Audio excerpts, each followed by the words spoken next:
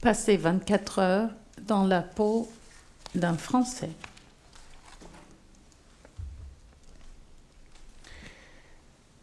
Je voudrais passer 24 heures dans la peau d'un Français. Pas pour être plus élégant, ni pour apprécier davantage la robe d'un bon vin, pas plus pour dire que moi aussi je porte enfoui dans mon histoire des rois, des révolutionnaires, des résistants couverts de gloire. Je n'éprouve nul besoin d'avoir Vercingétorix pour héros, ni Jeanne d'Arc, ni Napoléon, ni personne d'autre d'ailleurs, même pas Zidane. Et quand j'entends Pompidou prononcer la phrase « De Gaulle est mort, la France est veuve », je me sens d'une planète plus lointaine que celle du Petit Prince. Il n'empêche, je voudrais passer 24 heures dans la peau d'un Français. Je n'ai pas envie d'être envahi par la nostalgie de la cuisine française quand je me trouve à l'étranger, ni d'avoir les poils qui se hérissent quand on lance une pique contre le peuple français, son caractère supposé hautain, chauvin, individualiste, rouspéteur, persifleur, si peu accueillant, etc. Hormis les Américains du Nord, y a-t-il un peuple au monde qui subisse tant de critiques tout en étant gratifié de tant d'admiration?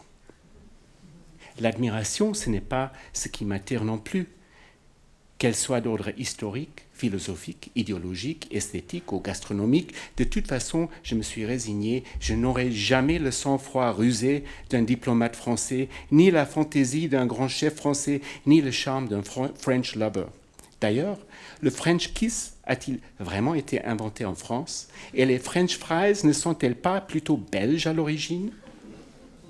J'aimerais bien avoir une pincée de French flair, mais tant pis pour moi. Je ne l'aurai pas.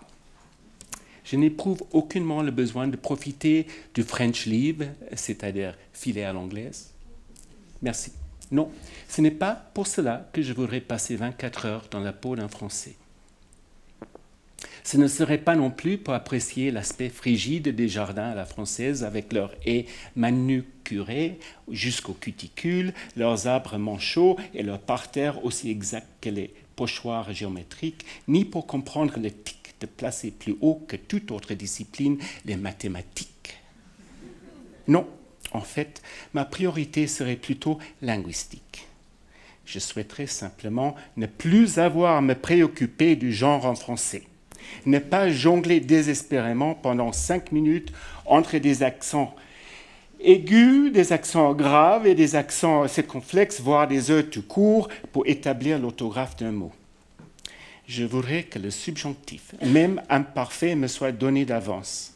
Qu'utiliser le passé simple de temps en temps ne me semble pas être une entreprise archéologique. En gros, j'aimerais ne plus avoir à penser à chaque instant à la façon dont je parle le français ou comment je l'écris. Et je voudrais ne plus voir les oreilles des Français battre telles les ailes d'un oiseau sur le point de s'envoler dès qu'on entend mon accent. Je voudrais éprouver moi aussi cette aisance à produire des concepts, comme si c'était la chose la plus naturelle du monde. Des concepts et encore des concepts, toujours plus synthétiques, plus aérés, plus aérodynamiques, dépourvus de toute référence au monde matériel, mais capables d'excéder les limites de l'espace avec cette même fluidité, cette même économie de moyens, cette même sonorité lisse et légère que celle des paroles qu'on prononce en achetant son pain quotidien. Rien que pour ça, mais seulement pendant 24 heures, je voudrais être dans la peau d'un Français. Après cela, je ne serais pas mécontent de revenir à mon état actuel.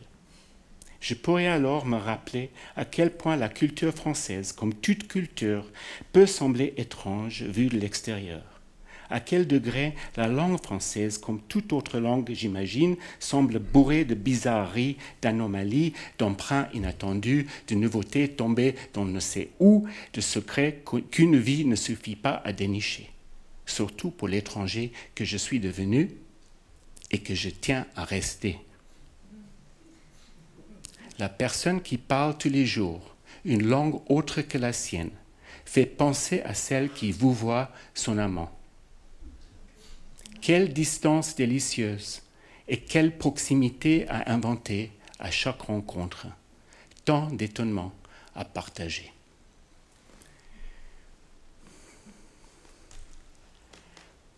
Le Grand Nord.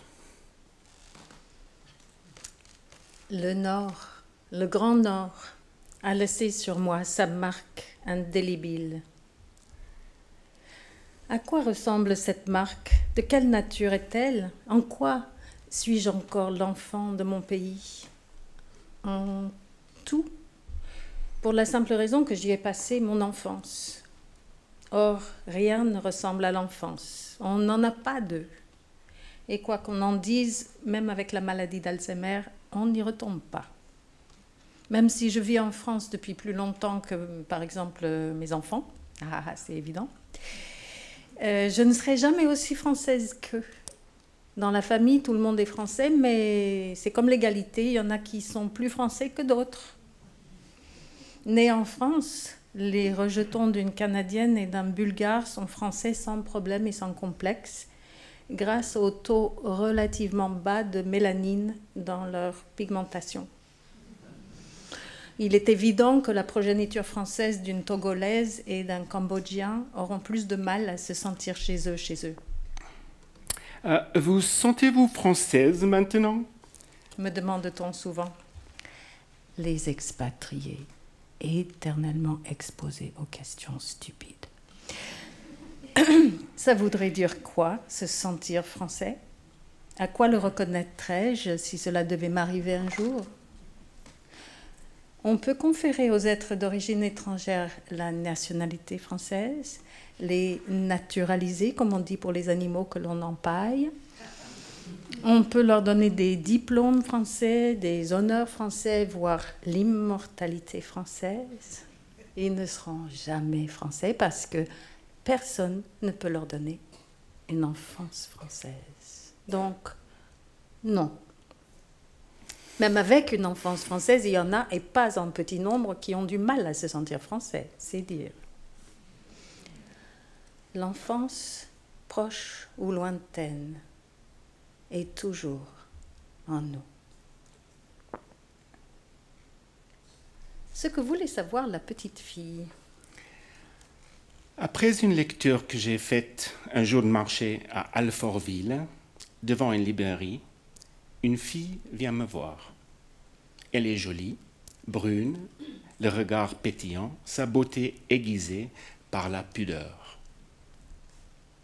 Elle veut me poser une question, mais elle n'ose pas. Elle n'a que 9 ans, peut-être 10. C'est son père qui la pousse. Pourquoi avez-vous fait des fautes de français? Pourquoi avez-vous dit le prison, par exemple? Elle a un sourire avec des fossettes qui, d'ici peu, va fendre le cœur d'un garçon.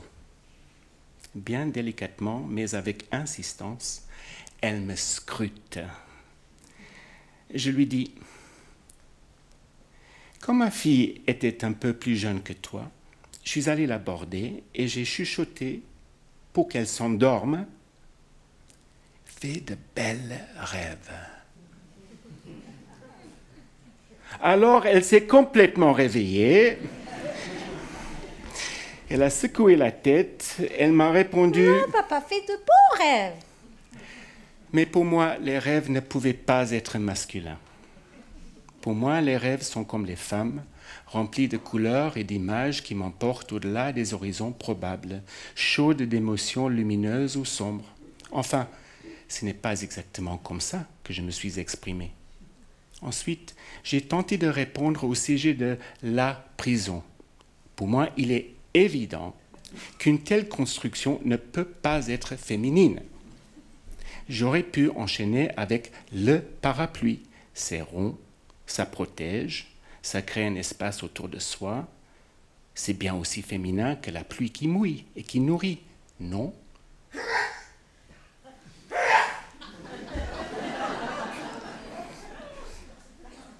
Autrement dit, pour moi qui parle une langue presque sans genre, je n'arrive pas à me défaire complètement de l'impression que le genre en français n'est pas arbitraire, Pire, dans ma tête, il n'y a pas de douanier en permanence à la frontière entre genre et sexe. Et je ne suis pas seul dans ce cas. Allez demander à un échantillon d'anglophones monolingues si, au pif, prison, rêve, parapluie sont masculins ou féminins. Vous allez voir. 9 fois sur 10, ils se tromperont parce qu'ils se fieront à ce qu'ils pensent être la qualité intrinsèque de ces choses. Tout cela, je ne l'ai pas dit à la petite fille, évidemment. De toute façon, elle est bientôt partie déjeuner avec son père. Elle avait sans doute intérêt à ne pas faire attention à moi, d'ailleurs. Si on devait réfléchir à tout ce qu'on dit, on finirait par se taire. Mais moi, pour naviguer dans le monde des genres, j'ai toujours besoin d'un dictionnaire.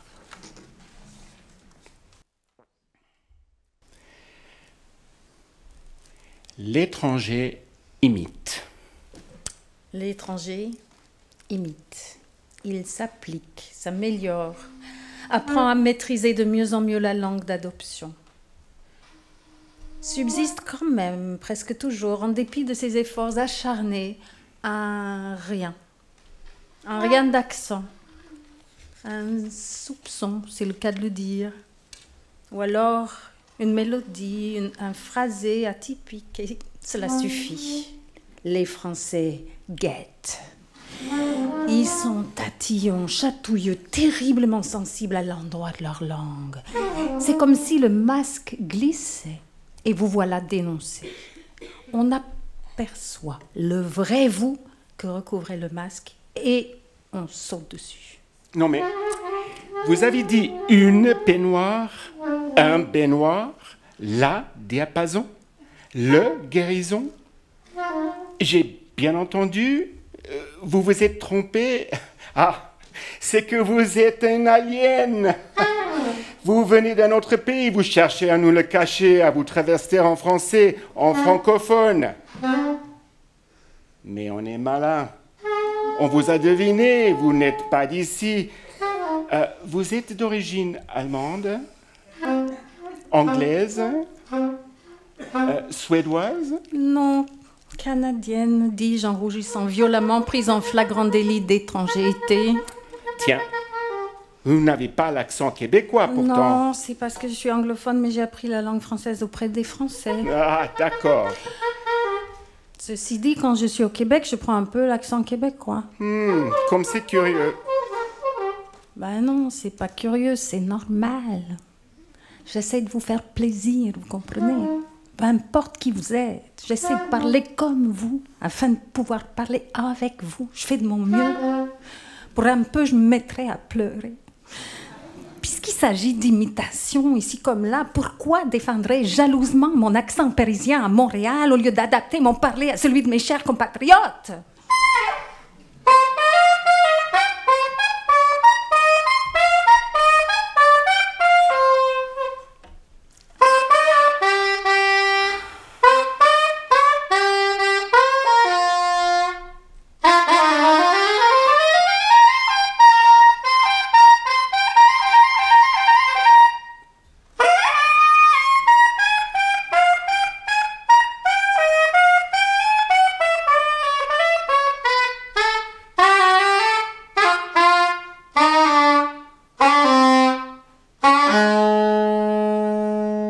Alors il est où le vrai soi?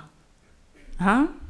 Si l'on arrache carrément le masque, à quoi ressemble le visage qu'il révèle? Le problème, c'est que quand on a passé, qu'un visage humain passe plusieurs années sous un masque, il a tendance à se transformer. Non seulement il vieillit, mais à force de manquer de lumière et d'oxygène, il devient blême, flasque, bouffi. Vous retournez là-bas, et les gens n'en croient pas leurs oreilles. C'est ça, ta langue maternelle? Mais t'as vu l'état dans lequel elle est? Mais enfin, c'est pas possible. Tu as un accent. Tu n'arrêtes pas d'introduire dans ton anglais des mots français. C'est ridicule. Tu fais semblant ou quoi? Tu essaies de nous épater avec ta prestigieuse parisianité? Allez, ça ne marche pas, on n'est pas dupes. On sait que tu es anglo-saxophone comme tout le monde. Parle normalement, arrête de faire des fautes, arrête de chercher tes mots. Tu les as, tes mots, tu les as avalés avec le lait maternel. Comment oses-tu faire mine de les avoir oubliés? Parle tout droit, enfin, parle naturel. Parle anglais.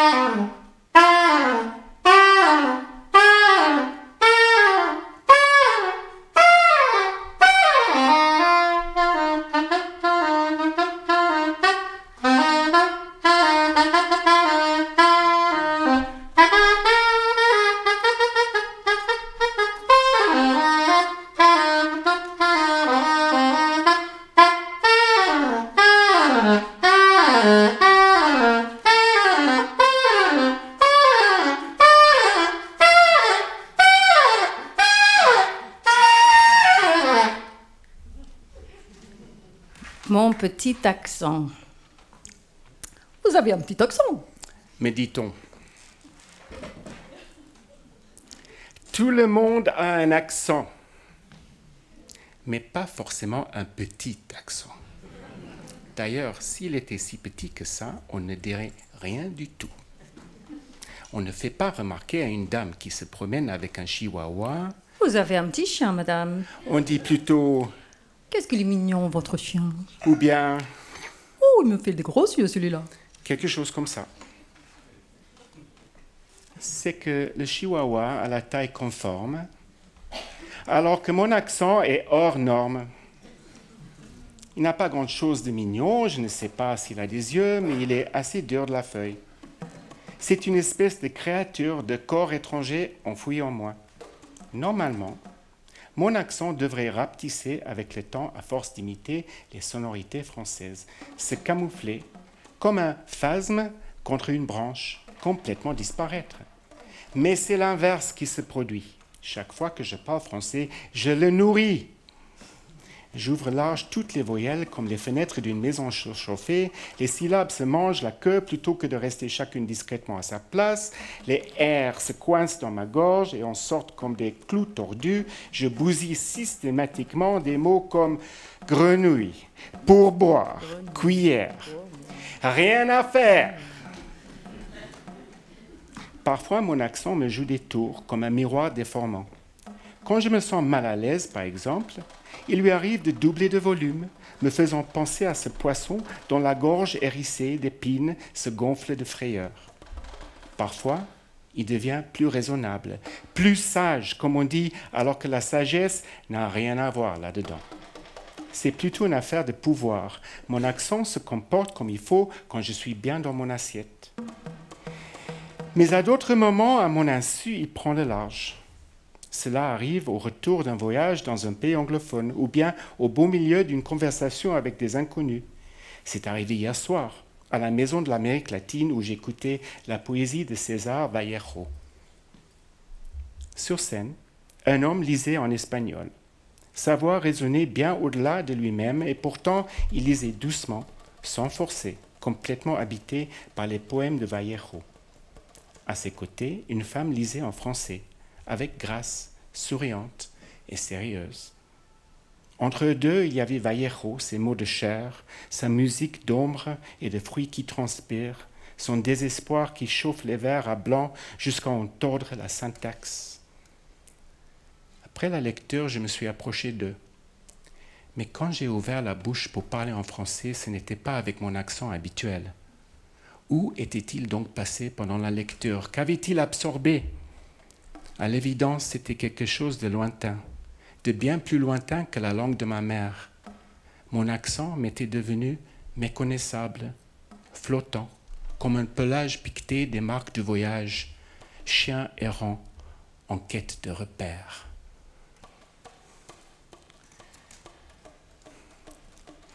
Préjugés positifs. Là où d'autres ont un préjugé négatif, j'ai pour ma part un préjugé positif à l'égard des êtres à accent. Déceler des intonations étrangères dans la voix de quelqu'un éveille en moi de façon instantanée l'intérêt et la sympathie, même si je n'entre pas en contact direct avec la personne en question. Si par exemple je suis en train de traverser un jardin public ou de manger au restaurant, dès que j'entends une voix à accent, je tends l'oreille, j'étudie l'individu à la dérobée en essayant de me représenter l'autre versant de son existence, le versant lointain. Qu'il s'agisse d'un Haïtien à Montréal, d'une Allemande à Paris ou d'un Chinois à Chicago, c'est tout un roman quand on y pense.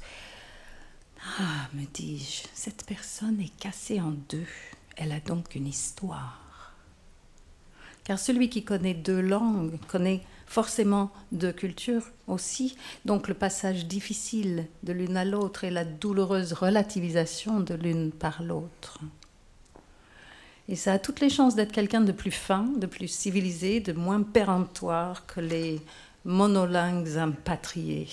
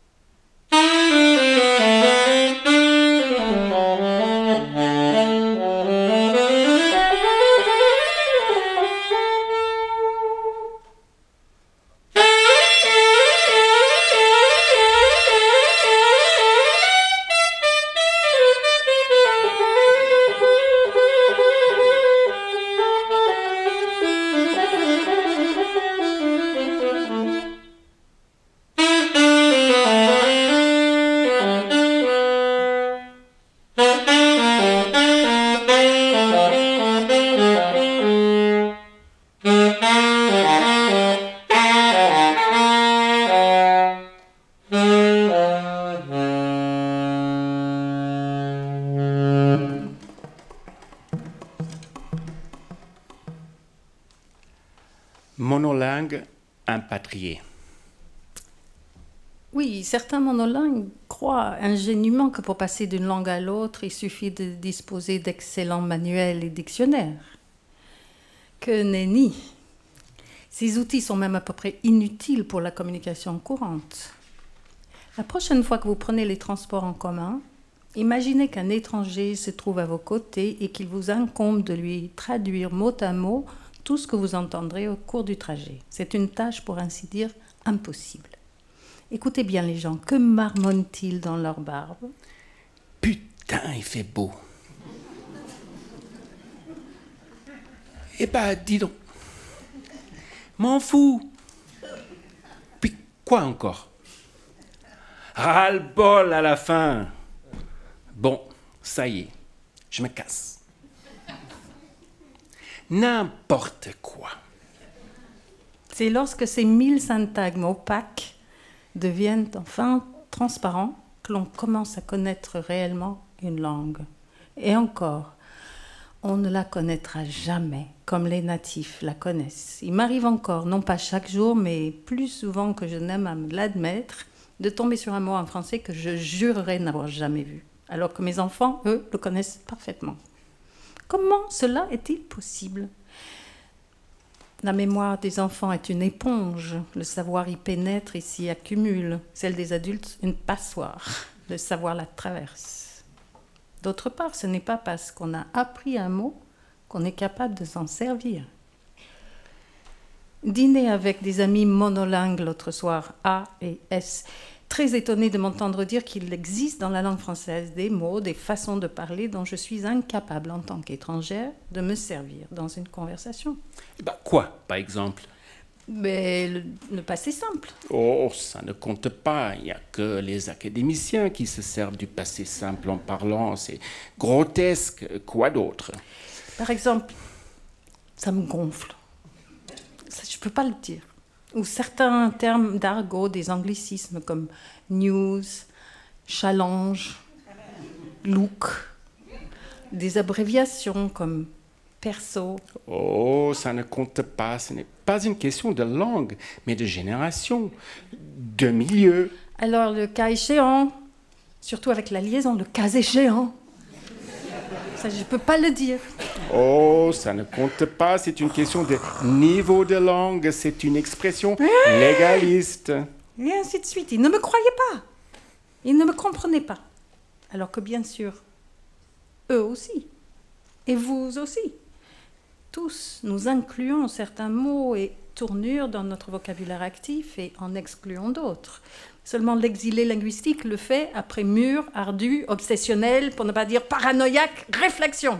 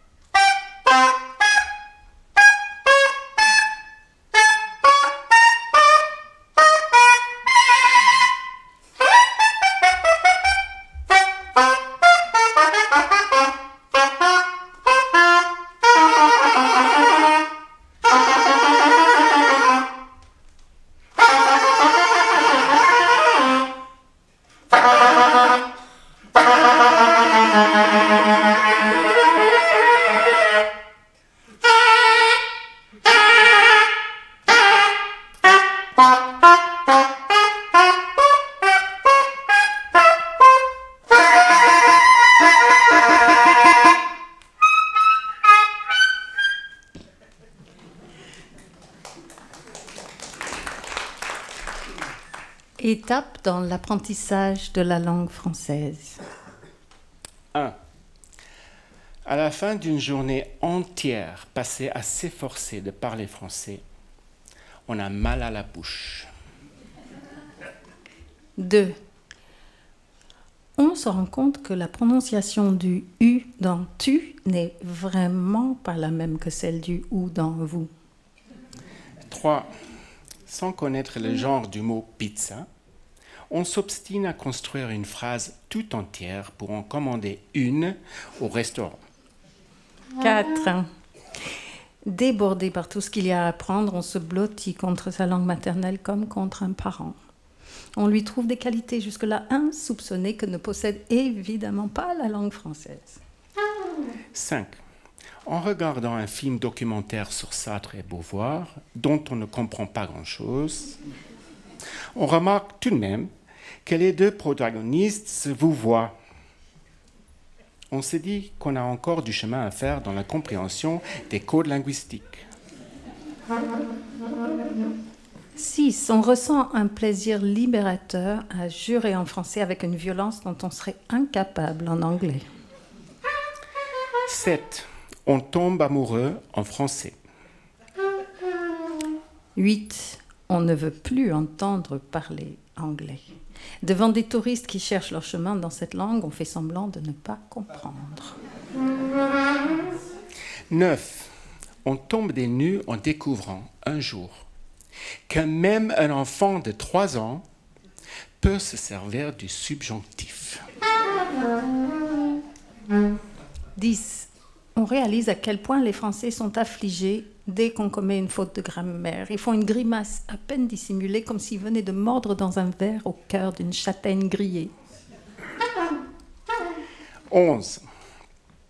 On comprend, grâce à des commentaires sur les prouesses linguistiques du président Mitterrand, à quel point les Français admirent celui qui sait utiliser l'imparfait du subjonctif. Voilà donc ce qu'il faut pour devenir président de la République française, l'équivalent, disons, d'un triple axel en patinage artistique. 12. Suite à un entretien télévisé de Jane Birkin, on se demande si l'accent d'un anglophone en français peut être aussi chic que c'est celui d'un francophone en anglais. Puis, on se résigne à l'idée que finalement, même en étant anglophone soi-même, on n'aura jamais l'allure de Jane Birkin, ni son accent non plus. 13. On se rend compte que son anglais s'appauvrit. Le français est en train de le grignoter de l'intérieur. On ouvre la bouche et il en sort du franglais.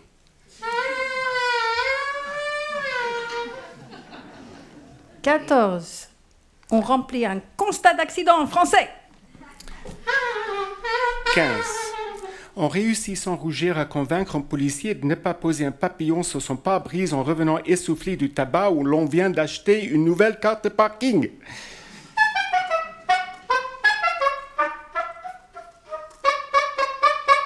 16. On rêve en français. 17. On compte en français sans y penser. 18. On se fait corriger en français par un enfant de 5 ans. 19. Les années passent. 20. On parvient de temps à autre, mais rarement, à corriger le français de son enfant.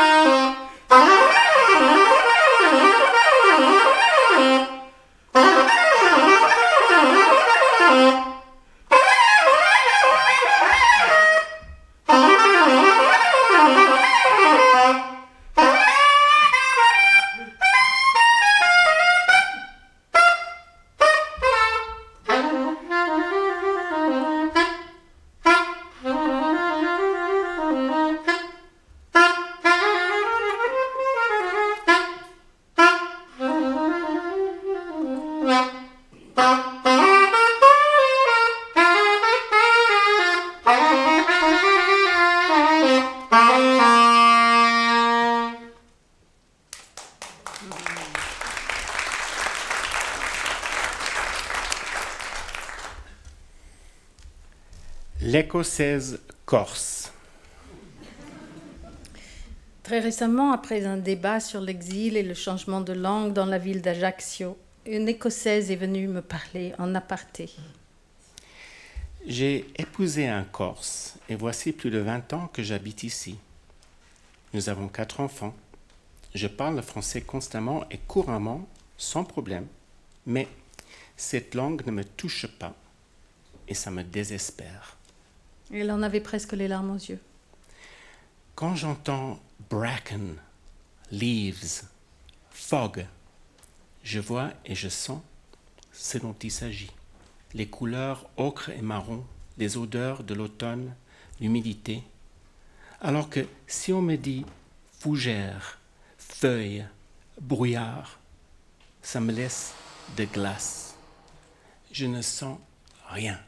Oui, parce que cette femme, pas plus que moi, n'a jamais intégré à sa chair de petite fille, comme l'ont fait tous les Français, y compris mes propres enfants, les berceuses, blagues, chuchotements, comptines, tables de multiplication, noms de départements, lecture de fond, depuis les fables de La Fontaine jusqu'aux confessions de Rousseau. Et de même, alors que dans ma langue maternelle, je suis d'une pudeur presque maladive, osant à peine aller jusqu'à murmurer « God » quand je suis vraiment hors de moi, en français, les pires obscénités franchissent mes lèvres sans problème. Dire « putain, salope, enculé de ta mère », ça ne me fait ni chaud, ni froid. Sa première langue. Son premier amour, c'est quand on tombe amoureux pour la première fois. On a le vertige à chaque pas. On va chez le fromager, la serveuse dit « Vous désirez ?» et on lui répond « Oui, madame, je désire ».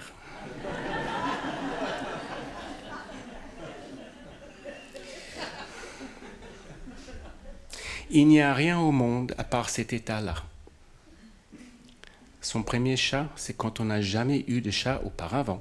La femme qu'on aime dit « Écoute, il y a un chat en bas dans la rue, il m'appelle. » Et on répond « Ce chat a faim peut-être, ou bien il est perdu, mais toi, il ne t'appelle pas. » Et l'on ajoute par précaution, d'ailleurs, pas de chat dans cet appartement. 5 minutes plus tard, elle est de retour. Dans ses bras, elle berce un chaton qui lève la patte pour taper sur une boucle de ses cheveux mouillés parce qu'il pleut dehors. En moins d'un quart de tour, on craque. Voilà, c'est son premier chat. Sa première langue, c'est celle qu'on apprend sans le savoir. Comme le lait de sa mère, elle est absorbée par le corps tout entier.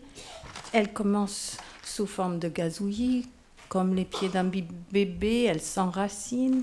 Puis un jour, miraculeusement, elle fleurit. Sa première langue, c'est celle qui sort en premier. Mais pas pour les Français, apparemment. Quand ils disent « ma première langue », ils font allusion à une langue étrangère apprise la plupart du temps à l'école. Ma première langue, c'est l'espagnol. Qu'en est-il alors de la langue française? Quelle place imagine-t-on pour elle si elle n'occupe pas la première? Voici ce qu'en pensait l'illustre Père Bourg au XVIIe siècle. De toutes les prononciations, la nôtre est la plus naturelle et la plus unie. Les Chinois et presque tous les peuples de l'Asie chantent, les Allemands râlent, les Espagnols déclament, les Italiens soupirent, les Anglais sifflent. Il n'y a proprement que les Français qui parlent. Et il dit aussi... Il n'y a guère de pays dans l'Europe où l'on entende le français. Et il ne s'en faut de rien que je ne vous avoue maintenant que la connaissance des langues étrangères n'est pas beaucoup nécessaire à un Français qui voyage. Où ne va-t-on point avec notre langue? Pour le Père Bourg, la langue française, c'était un empire. Aujourd'hui, bien sûr qu'on ne ne se permettrait pas une telle suffisance. Il n'empêche, quand on parle français, et a fortiori quand on l'écrit, il y a quelque chose qui se passe. Elle a tendance à croître, la langue, à se dilater, à remplir tout l'espace, comme le parfum de celle qu'on aime, comme l'air frais du printemps fait frémir la maison quand on ouvre les fenêtres après l'hiver. Alors que l'anglais s'étend à l'horizontale, s'inscrit concrètement dans les choses et les actes, la langue française, elle, monte à la verticale, tend vers le ciel et veut englober la terre. Voilà peut-être pourquoi le père Bourg plaçait si haut la langue française, et peut-être en reste-t-il quelque chose. Si les Français ne la désignent pas comme leur première langue, n'est-ce pas parce qu'ils la considèrent toujours secrètement comme étant au-delà de toute catégorie?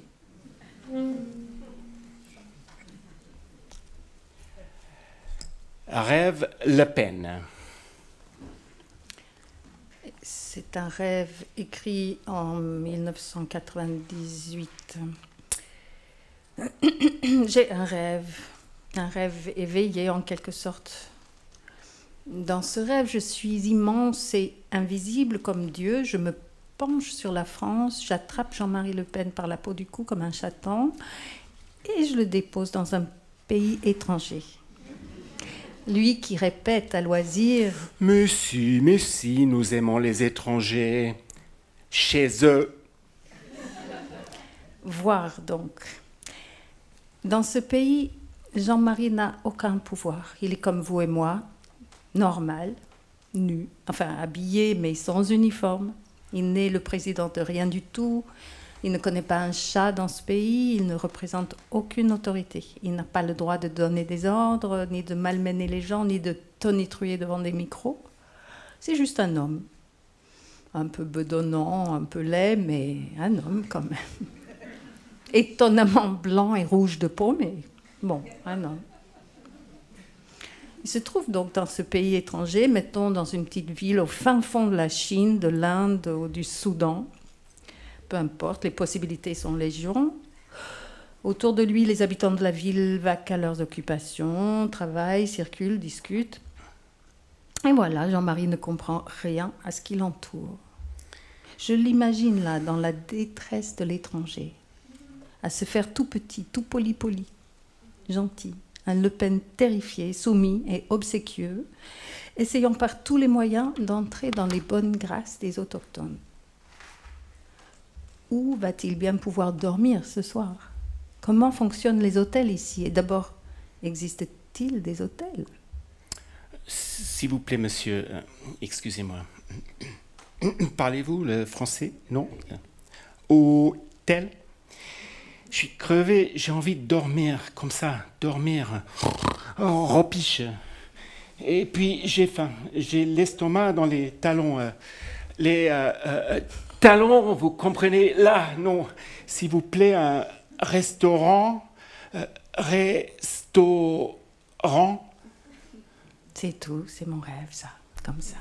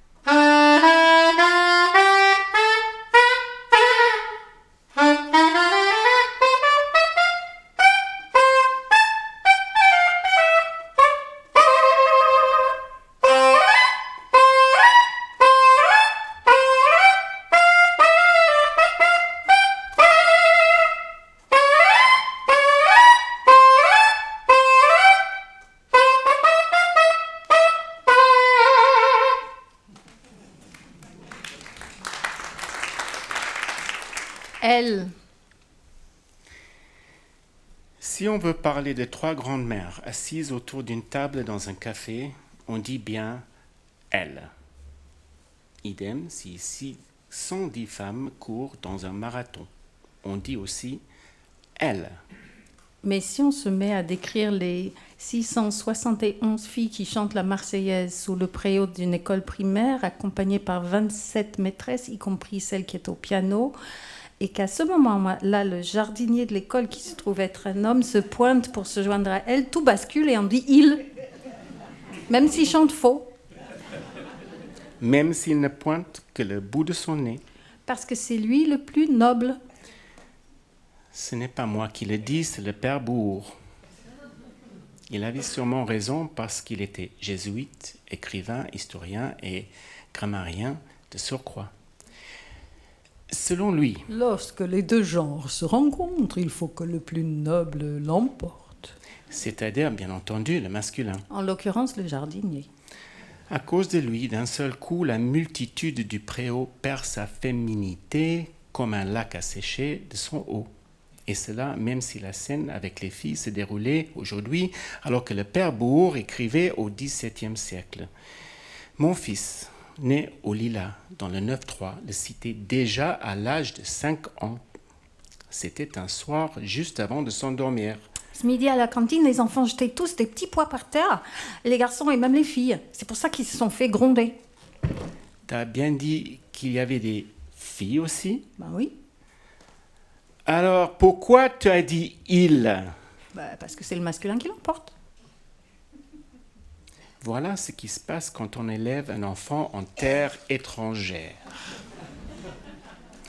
Non seulement il s'invente devant vous sa propre langue maternelle, mais avec la langue arrivent des valeurs d'abord dissimulées comme de la contrebande sortie une fois la douane passée, pour arriver jusqu'à chez soi à 9h du soir. Mon fils pensait-il déjà à 5 ans que le masculin c'était le plus noble? Et même s'il n'en était pas arrivé jusqu'à là, que faire de l'idée du noble dans la langue française, puisque le genre est arbitraire? Le père Bourg songeait-il que le beurre devait l'emporter sur la baguette, le pantalon sur la braguette, le banc de maquereau sur la baleine, le vagin sur la verge, le blasphème, même involontaire, sur la prière?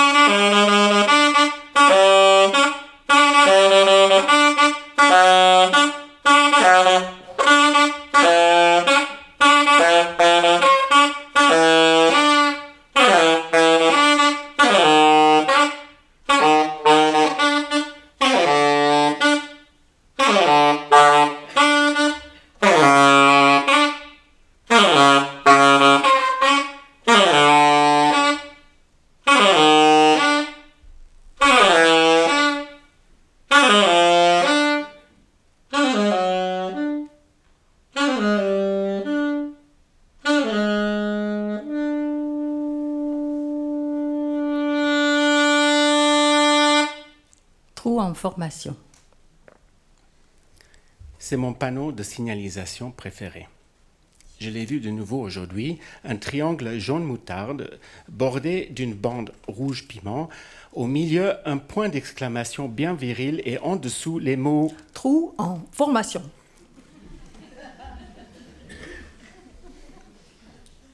Peut-être est-ce parce que je suis professeur et que le panneau se trouve sur la route de l'école.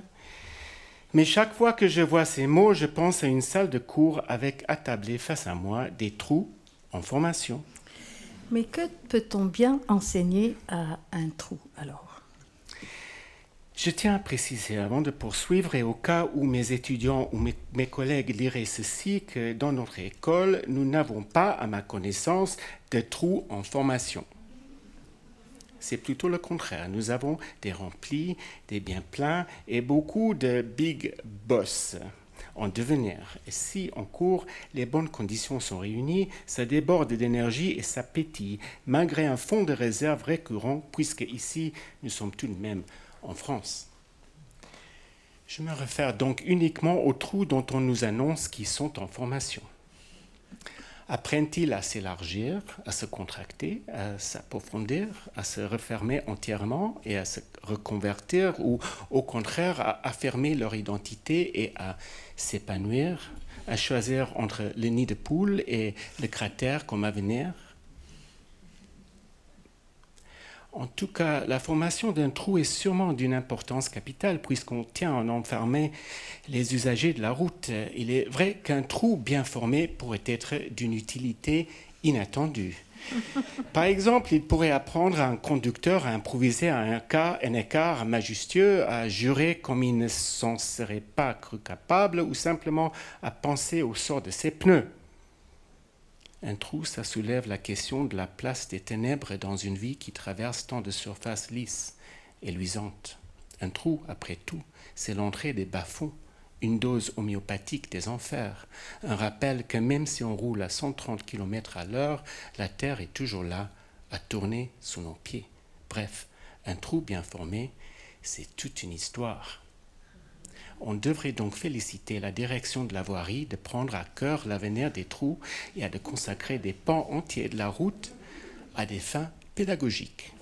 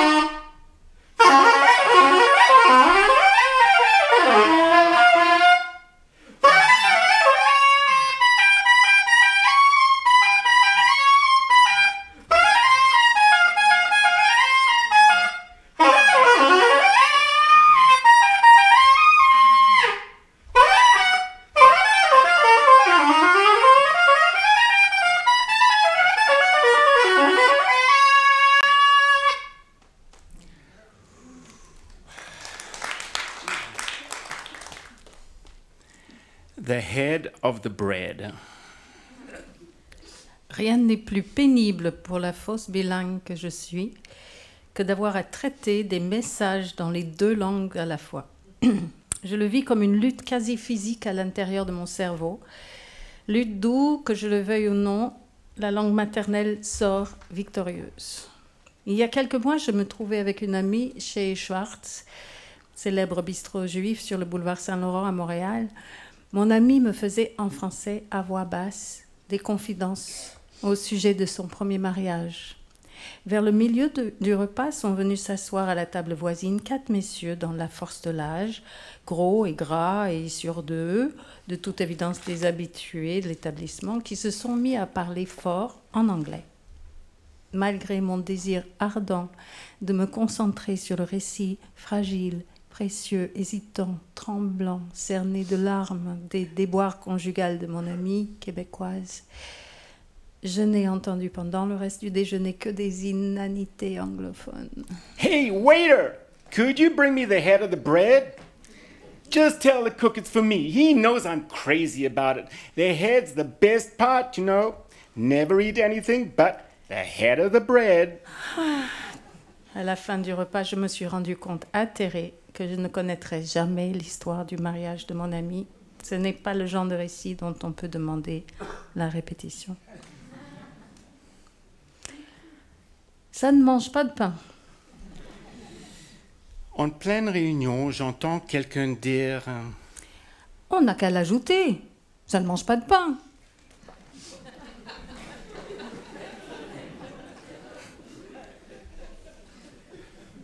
mais où s'était-elle cachée cette expression depuis que je suis ici?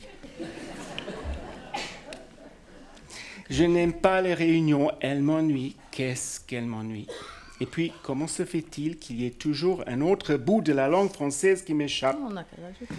Peut-être que par le passé, on a peu employé cette expression et que par temps de crise, ce qui ne mange pas de pain redevient d'actualité. La réunion bat son plein alors que dans ma tête, je vois une petite souris en train de manger du pain. Puis une deuxième. Elle grignote. Et il y en a une troisième qui s'approche. Elles sont luisantes, potelées, très occupées. Il y a des fourmis aussi.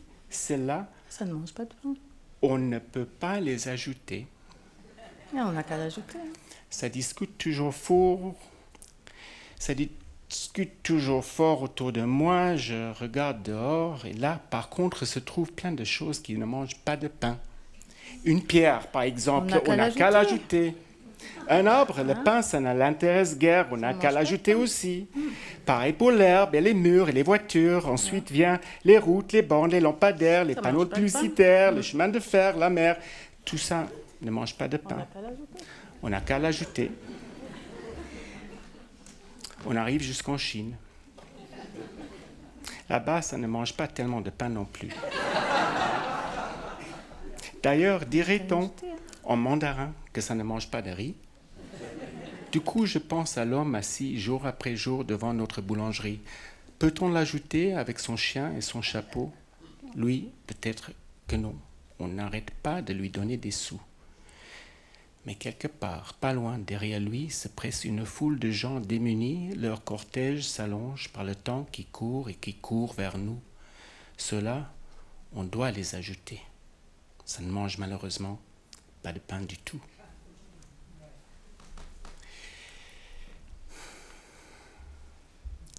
La bibliothèque.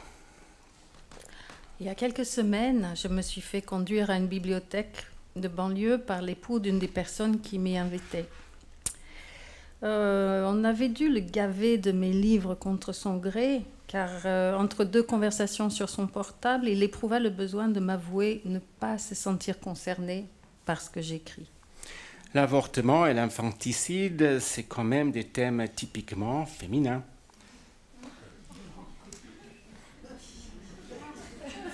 Je comprends que vous puissiez ne pas être touché par ces thèmes en tant qu'homme, mais en tant qu'enfant, tout le monde est concerné, non? Ah! Je doute qu'il y ait beaucoup d'enfants qui lisent vos livres. Non, je voulais dire vous, en tant qu'enfant. Je ne suis pas un enfant, moi. Mais si, bien sûr que vous l'êtes. On est tous nos âges à la fois, vous ne croyez pas? L'enfant, c'est comme le noyau d'un fruit. Le fruit, en grandissant, ne devient pas creux. C'est pas parce que la chair s'épaissit autour de lui que le noyau disparaît. Je suppose qu'il est interdit de ne pas être d'accord. Pauvre homme qui n'était qu'adulte. Pauvre, je veux dire, volontairement appauvri. Pas en exil, celui-là. Le regard. J'aime le mot regard en français. J'aime qu'on puisse l'ouvrir et le poser, le planter, au contraire, le jeter, le lancer, le plonger, l'avoir carrément noyé ou bien chargé, le braquer, détacher, détourner, soutenir, solliciter, le glisser ou le fixer, le porter et le promener. J'aime qu'on puisse en balayer l'espace, ou du moins tout un champ, fusiller du regard, l'esquiver, lire dedans. J'aime qu'il soit de tous les tons, toutes les atmosphères, clair, sombre, maussade, noir, mouillé et brouillé, voilé, vitreux, trouble, glauque, lubrique, brûlant, ardent, enflammé, pétillant, étincelant. J'aime que des regards se croisent, se rencontrent, se fondent et j'en passe, tout en laissant au corps dont on ne parle pas, auquel on ne touche pas, le temps d'agir ou pas. Quand on déshabille quelqu'un du regard, c'est le cas. J'aime pouvoir parler du regard sans mentionner les yeux. Et que seulement par la suite, le corps puisse entrer en jeu.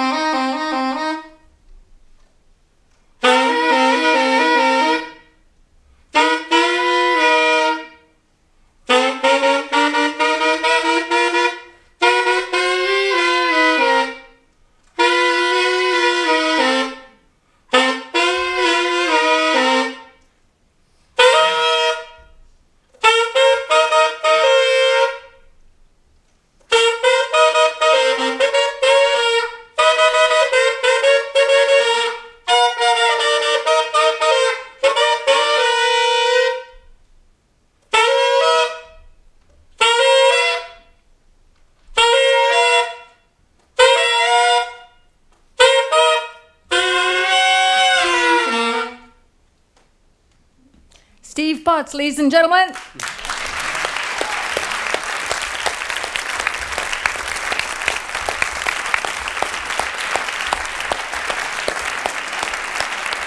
Nancy Houston. Dennis Herson.